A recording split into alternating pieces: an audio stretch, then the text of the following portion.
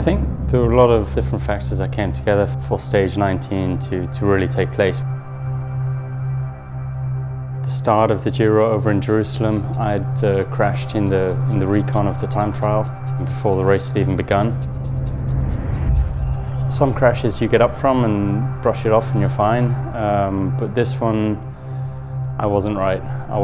And I felt for at least the first 10 days of the race, I just wasn't myself. I felt out of balance, out of sync, and I was hemorrhaging time. I was losing time at every opportunity pretty much. There's a crash. We knew there could be crashes. Chris Froome is down. Well, Chris Froome has had a torrid opening to this tour. I found myself coming into stage 19 over 3 minutes down, and I knew it would take something absolutely crazy to turn the race upside down, and it would be a kind of move of almost a suicide move. It would be all or nothing. That idea of going solo 80 k's out was a decision I made in the morning before the race. I sent a message to my coach, Tim Kerrison, and just said to him, it's a bit of a crazy move, but what do you think if I went 80 k's out?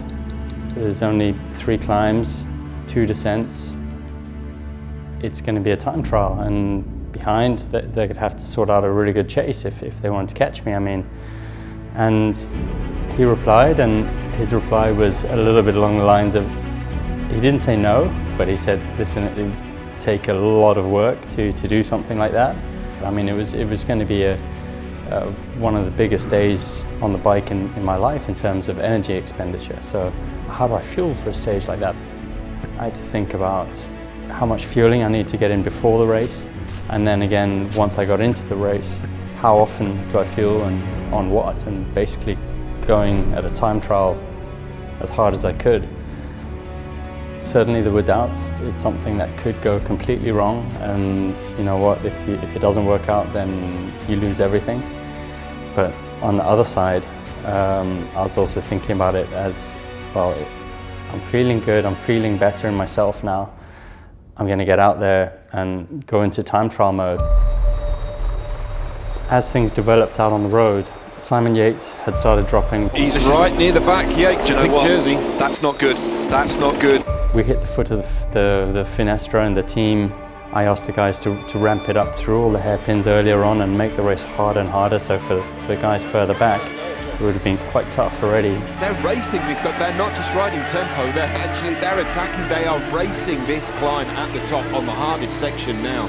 Yates was dropped, Dumoulin had started losing teammates already, and I think only at that point did I really believe, okay, I'm going to do this now, this is the moment, it's now or never. Froome now, he goes on the offensive, he goes on the attack over the top of this final climb, and nobody at the moment can go with him. It was just an amazing feeling to see that Dumoulin and the other GC guys, they want on me, and that was where the time trial started. 4 times a winner of the Tour de France, winner of the Vuelta. Is he heading here to Giro d'Italia victory? Once I accelerated and I saw no one come with me, I just thought, stuff it, I'm going to go for it now, all or nothing, and get stuck into this. And even on this descent, he's taking just a few seconds. I wouldn't say I was taking risks on the descent, but I pushed on and went as fast as I could.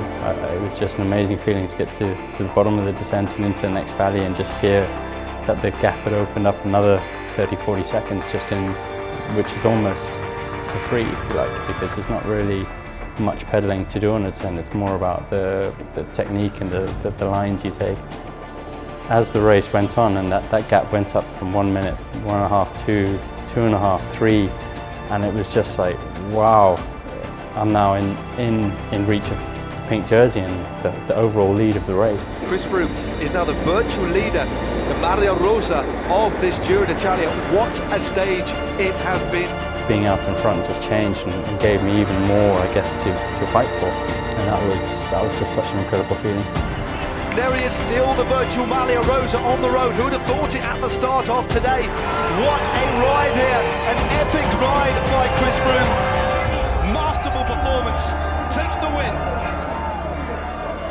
Today was about fueling, and today was about making sure that you can fuel a ride like this all the way through to the end, and that is fundamental. And so all the members of staff, every single one of them, myself included, have been out at the start of the road and put in place a fuelling plan for him to make sure that he would absolutely not miss a beat, because that's basically the game changer. It's certainly not easy to take on that amount of carbohydrates. Every opportunity I had, I'd be putting something else in my mouth, and I think the beta fuel played a huge part in that. Obviously it's just a drink, it's in a bottle, but you get 80 grams of carbs from one bottle, and I think I had 2 beta fuel drinks out on the road, and I literally went into the stage so full already. I think I was just bursting. I felt as if I literally cannot eat any more right now, but thankfully that's the way I went into the race, because certainly when I crossed that finish line at the end, I was completely empty. I had nothing left, so I'm pretty glad that I did fill up in that way. Chris Froome is going to ride into Rome in the big jersey of the Giro d'Italia. This victory for me is completely unique. I've never attacked 80Ks out, and I mean it's just something that you don't really see very often anymore in professional cycling, and it's been a couple of decades since we saw someone win a Grand Tour in that kind of fashion. This is the moment that he's been waiting for. Chris Froome is the winner of the 101st edition of the Giro d'Italia.